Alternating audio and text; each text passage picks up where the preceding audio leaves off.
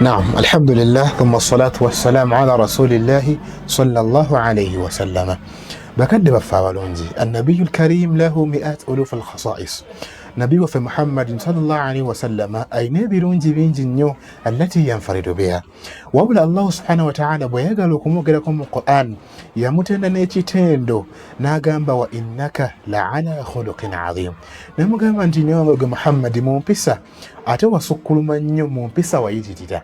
Alwaliro munnegatteko nga nkyaza omusomesa waffe mukono gwaffe muganda waffe Sheikh nga bagenda okubeeyanjulira nga tugenda okubeera nga tutambulira mu mpisa ezaffe abasiraamu ze tulina okweyisaamu mu mpisa Sheikh zateekedde nga bwe tugenda okubeera nga tutambula wano ku Labbaika Islam Media. Naam Sheikh, abantu baffe tusaba obabuzeeko mukadde waffe insha Allah. الحمد لله حمد عبادي الشاكين الذاكرين ثم أصلي وسلم على بشير النذير محمد بن عبد الله صلوات الله وصلاته عليه. يقول أزم القائل وما أرسلناك إلا رحمة للعالمين. ويقول المصطفى صلى الله عليه وسلم بعثت لأتمم مكارم الأخلاق. نعم شيخ. Pozi baganda bange bibitibwa oluvannyuma okutendeza ku Allah subhanahu wa ta'ala. Naam. N'ekigambo ekikulu ennyo ekya alhamdulillahi rabbil alamin. Ekigambo ekyo muganda wange Sheikh Sudaisi, abantu abasinga bakitwala ng'ekya bulijjo. Ne Allah subhanahu wa ta'ala bwe yasiima okulaba nti Qur'an agitandika n'ekigambo ekigamba nti alhamdulillahi rabbil alamin. Amatendo amalungi amajjuvu ga Allah subhanahu wa ta'ala omulezi w'ebitonde byonna.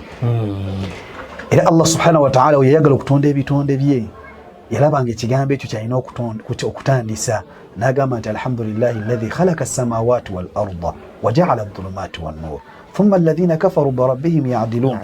Amatendo ga Allah subhanahu wa ta'ala nannyini kutonda ggulu n'ansi wakati awo nazzaawo ekisikiza n'ekitanga bimaana nafula nga system zitambulira ku bibiri ekiro n'emisana.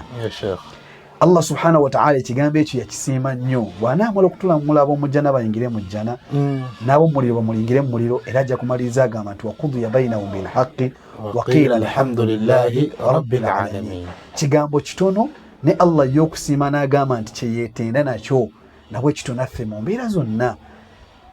Otuuse ku mbeera nnungi gamba alhamdulillah, otuuse ku mbeera mbi gamba alhamdulillah ala kulli hal. Bimaana tekirina tuva ku mimwa. Nawe kityo muganda wange ekigambo kyentandisiza nakyo nenzizaako okusalira Mustafa sallallahu alaihi wasallam eyafuuka ensonga ffenna gwe gy'oli Fatima Mustafa ani okuba nti wayingira mu bendera y'Obusiraamu. Yavumwa ku lw'Obusiraamu, n'agobwa mu Makka ku lw'Obusiraamu, n'asengusibwa bingi naye ng'afaaki liyakuna kalimatullahi hiya al-ulya wa kalimatul kufri hiya sufla. Nabwe kityo kyengera kyamaani mu byengera omuntu byalina ebisatu. Omuntu alina ebyengera bisatu byalina okubeera nga buli kanaku abibaliza Allah subhanahu wa ta'ala. Ekyengera ekisooka muganda nga tunengera mu topiki yaffe ekyengera ky'Obusiraamu. Ekyengera ekyokubiri kyekyengera ky'okuba nti omwana Adamu mulamu. Olwaki libanga al-qudra tubuna ala al-haya. Obusobozi bwonna omwana Adamu bw'alina buzimbibwa kuba nti oli mulamu. Tojja gaggawala nga toli mulamu. Tojja kufuuka president nga toli mulamu. Tojja genda Makka nga toli mulamu. Twazise mukadde waffe Haji Twaha ebutambala empijaawo ne balaga ssente musajja nga adde musuubuzi. Allahu akbar. Kati nga takyasobola. Kati obulamu nsonga ya bbeeyi nnyo, era buli bukya ku makya n'otagamba nti alhamdulillahi alladhi ahyani ba'da ma amatani wa ilayhi nushur, kubanga bangi tebasobodde kudda. Na Allah bw'atugamba nti huwa alladhi yatawaffakum bil-layl. Allah atuggyako ko ne tuba nga tukyali balamu obulamu obwa bulijjo ne tuba mu bulamu mu bulamu obulala. Kati bayagadde abazza babatayagadde tabazza. Kati Allah okuddiza obulamu kigambo ky'amaanyi. Ekyengera ekyokusatu Sheikh wange ni'mat as-satr. Allah okuba nti akubikkirira nga bw'ofaanana Sheikh Sudaisi. Abakwolesa n'enkutegera saali kutudde kumpi. Ne Allah atubikkako manvuuli eno n'olabikira mu kiti kirala nenga kyobaddeko ekiro kirala.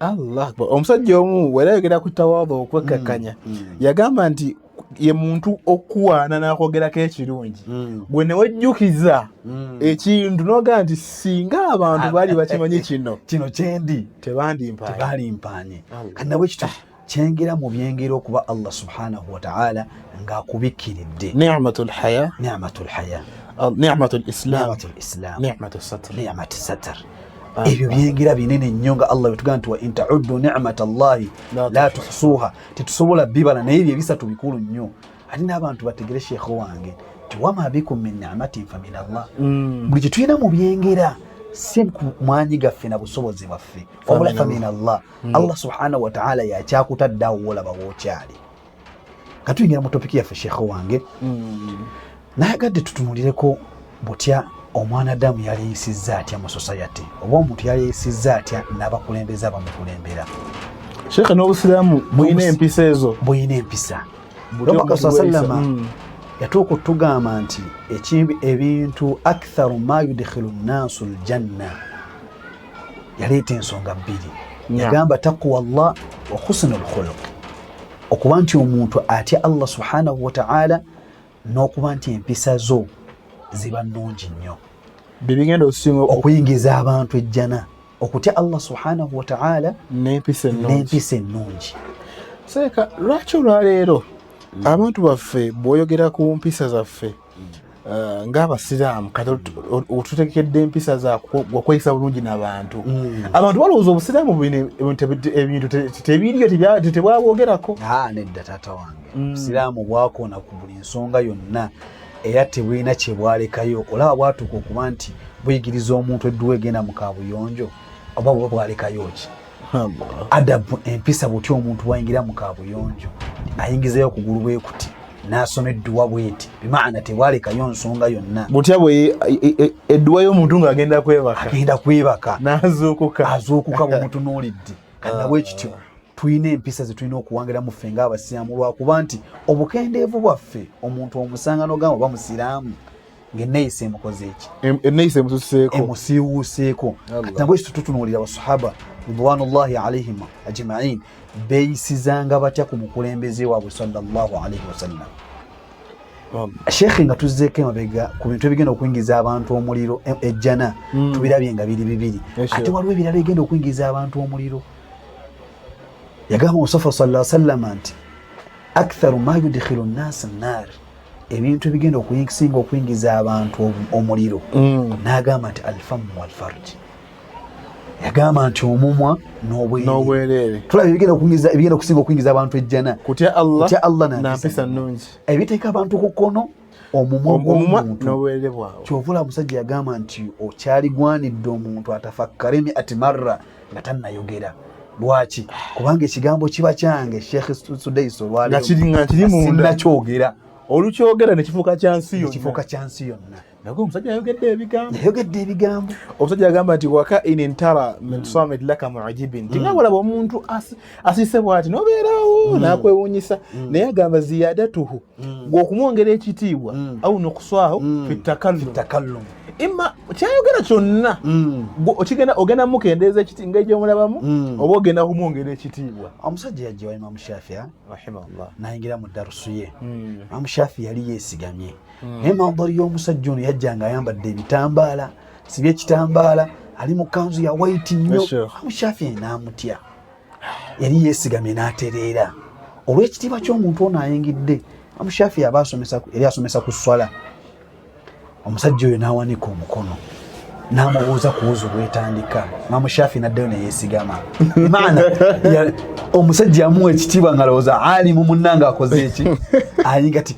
buli bw'oyogera omuntu amanya kikyokola tutunulira empisa wakati waffe ne Allah waffe wakati waffe n'omukulembeze waffe Allah subhanahu wa ta'ala itayatandika surati Hujurat naam sheikh n'atusomesa butya omuntu bw'alina okweyisa n'atugamba nti ya ayyuha alladhina amanu abange mmwe abakkiriza yakowoola ng'ayawuddemu abantu abamu n'akowoola bakkiriza abange mmwe abakkiriza n'atugamba atya nti la tuqaddimu bayina yadayi llahi wa rasuli tetukulembeza nsonga yaffe yonna nga tugikulembeza ku Allah kyayagala n'omubaka we ezo nno ze neeyisa wakati waffe ne Allah waffe n'omubaka waffe tetuteekeddwa kukulembeza kintu kyonna nga tukiteeka waggulu wabyo Allah n'omubaka sallallahu alaihi wasallama byayagala bwe yatulagira. Yesebo kyonna kinene, kigambo kinene.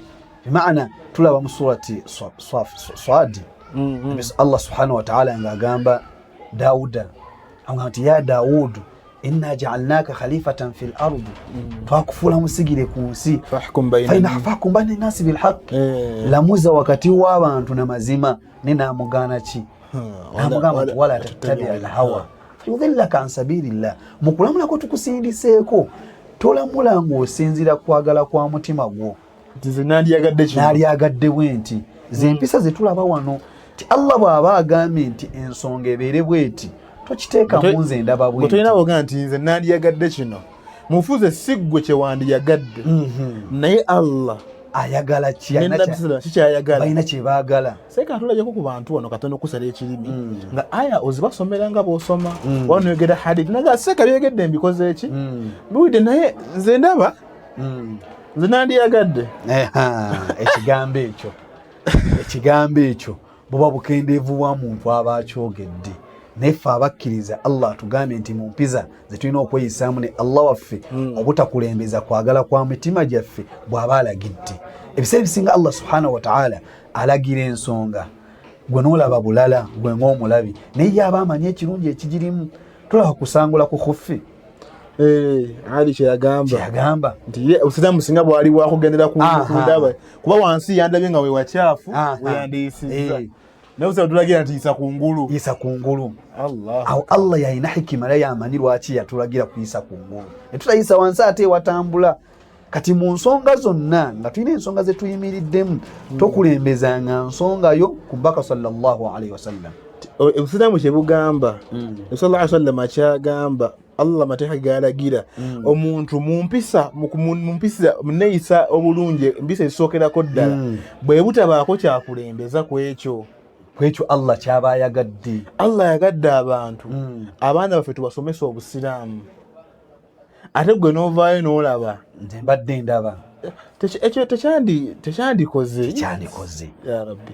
Seeka nno ate wallahi ensonga yo ku katono nnyo kugyogerako seeka olabira mu busiraamu waffe emikomita yaffe tetulina olwaleero teri kiziza kuleeta bizibu mu nsi nga kulaba nti ffe tulina opinioni zaffe ku mateeka ga Allah. Awo wavudde kanyamberege w'ensonga zonna kubanga mu nneeyisa yaffe ne Allah subhanahu wa ta'ala atugambye suratu Hujurat n'agamba bakyala baffe nti wakarna fi buyutikunna wala tabarrajna tabarruja aljahiliyati al-ula. Abagambye babeere ewaka ffe mu kulaba kwaffe netugamba nti mukyala yagenzeeko naye mu katale n'akola ki naye biki ebiddira ye bameka babasigazizza kukhalafa Allah byayagala naki na mbaka we nabwe kito mu mpisa zaffe empisa omwanadamu zalina okusooka okweteena nazo empisa zo wakati wo neyakutonda empisa zo wakati wo nenabbiwo. Seeka teri kisinza kweta buzibu ku mpisa ezo twayagadde okweyisanga Allah watulagira wabula twagala nnyo okufaayo ku bantu batulabye batya. Omusajja yandiyagadde okukuza ekirevu n'ayambala ekkanzu ndaba batya nga nyambadde ekkanzu banda batya nga nyambadde enkoofiira. Anno yalyogedde bw'atyo n'atakivumirira. Waliwo omuntu okuba nti munafu mu nsonga n'okuba nti omuntu atakivumiridde. Waliwo alaba omuntu Allah gwakisobosezza okikanga mulaba obuwale mulaba obulevu ate obujiriza essunna balaba ebikaaya kati bakuwesi olina obunafu ogwo okuba nti tokisobodde tokivumirira kubanga tulina obunafu ffe ng'abantu kubanga sallallahu sallam tugamba nti khudha anni mastata'tum munzijeeko ebiba bisobose temusobola kukola ki kummalayo. Kati ekyo kyoba osoboddeko nga munna takisobodde ate tokivumirira asobodde kubanga yakikoze eki akikoze.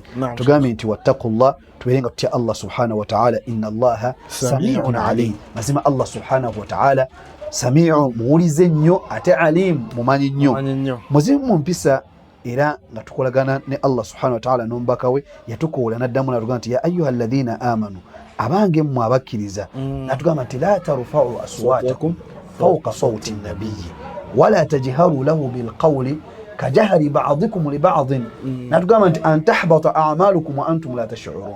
Muzimu mu mpisa zetweyisa n'omubaka sallallahu alayhi wa sallam kwe kubeeranga amaloboozi gaffe gaba makkakkamu nnyo ku ddoboozi lya nabbi sallallahu alayhi wa sallam ate nga tekisigalidde ku ye yekka wabula kisigalidde ku mukulembeze yenna okuva okutandikira mu maka ewaka.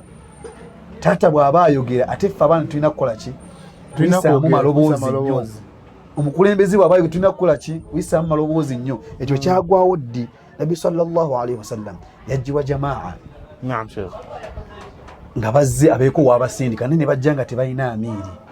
Nga tebalina mukulembeze. Tebalina mukulembeze. Ye mukadde wange. Kyovola Abubakar kyava agamba nti amin al-Ka'ka'. Badde musaba ya Rasulallah amir al-Ka'ka'. Musajja ono ayitibwa Ka'ka' goba obwamiiri. Ye mukulembeze wa jamaa. Omar n'amukhalafako. Namugamba nti amin al-Aqra'. Obwamiiri bwe Aqra'. Yalabeera omukulembeze w'abantu abali bazze. Umaru kyava amugamba ma aratta illa khilaafi. Abubakar tulina kyegadde okujja kukola ki? Okunjawukanako. Ya salaam. Batandika mpola mpola fatamaara. Amaloboozi ne gasituka. Ate nga beerabidde nti balina omunene mu lukiiko lwali mulimu omunene. Ekyaddirira ki? Allah kwe kussa aya eno ng'abagamba nti ya ayyuhalladhiina aamanu abange mmwe abakkiriza laa tarfa'u aswaatakum. Amaloboozi gammwe gabeere wansi fawqa sawti nabiyyi ku ddoboozi lyani ya nabbi sallallahu alaihi wasallam. Naye tugamba nti wala tajharu bilqawli kajahri ba'dikum li ba'd. Naye kuba kwogera tetwogera naye nga bwe tweyogerera wakati waffe.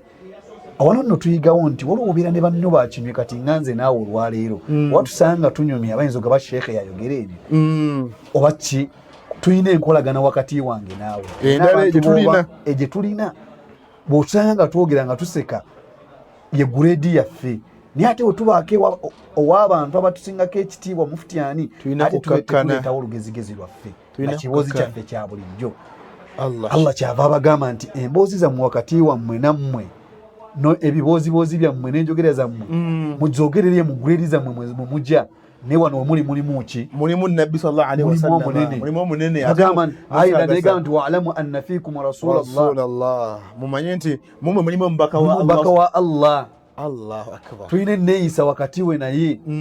Agenda mu maaso n'atugamba. Naam Sheikh. Wala tajharu lahu bilqawli kajahri ba'dikum li ba'd. N'agamba nti an tahbata a'malukum. Mukulekaana kwammwe kumuleekaana nga waliwo omubaka we muleekaanira kiyinza obbaleetera okuba nti emirimu gyammwe Allah subhanahu wa ta'ala agisazaamu. Naye wa antum la tash'urun. Temumanyi nti kino kye tukola kisazaamu emirimu gyaffe.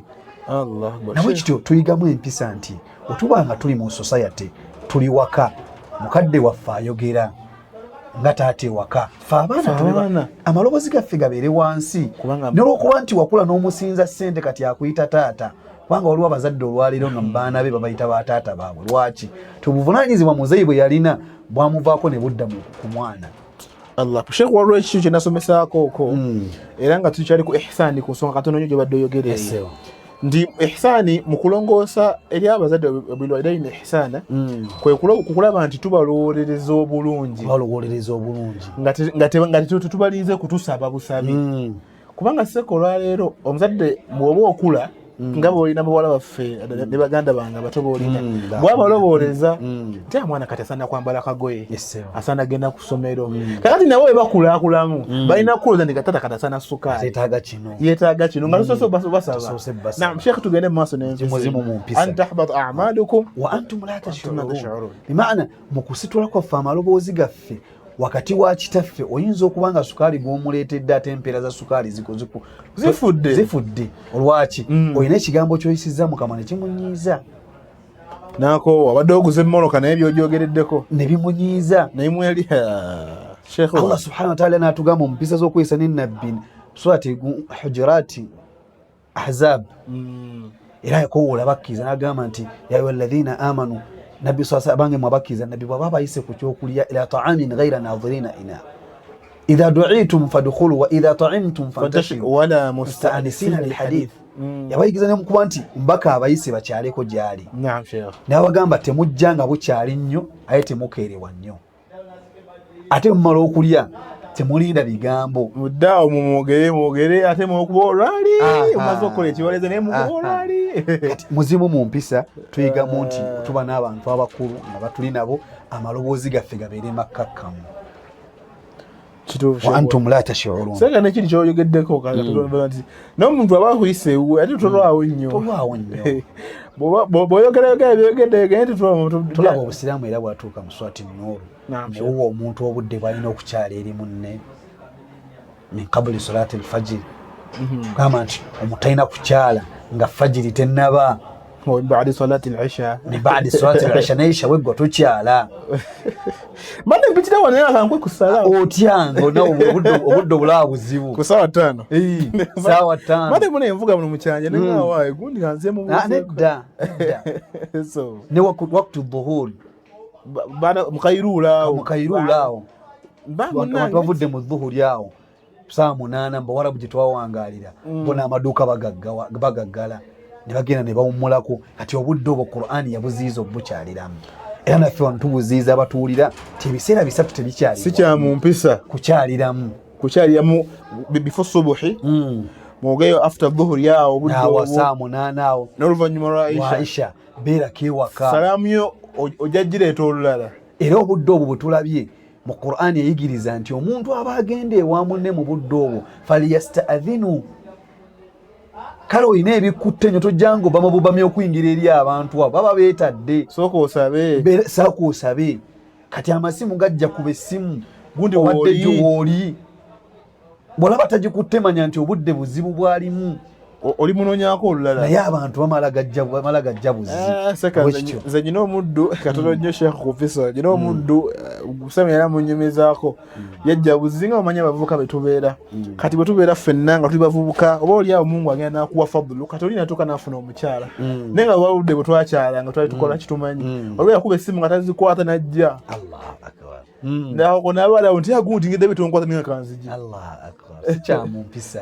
sikyamumpisa awo n'otulabira nti obusiraamu bwayigiriza empisa zonna Allah akbar Sheikh ne bukendeevu bwaffe fenna abagoberezi abatuwuliriza ku Labbaika Islam Media twogera ku mpisa enneeyisa yaffe wakati waffe ne Allah waffe enneeyisa yaffe wakati waffe n'omubaka Muhammad sallallahu alaihi wasallam beeyisanga bata naye nga bino nno Sheikh abitunnyonnyola mukadde waffe wano naffe tukoppeko naffe tuweeyisenga basahaba beeyisa tulabiddeko ddala ekisookedde ddala nti omuntu alina kubeera nti akulembeza ndaba ye akulembeza kwagala kwe ku ebyo Allah n'osalama bwe baayagala ne tulaba ekiddako nti omuntu abaffe tokkirizibwa kuzitulula amaloboozi go abasahaba bali Allah yabagana sulula amaloboozi gaabwe maaso g'omubaka Muhammad sallallahu alaihi wasallam abaffe nga naffe bwe tuli mu bakulembeze ab'enjawulo mu bakama baffe ab'enjawulo mu saati yaffe zimu abantu abatusinga tusanje tukakkanya amaloboozi gaffe oba oliawo emirimu gye basahaba nga Allah yabagana nti antahbata amalukum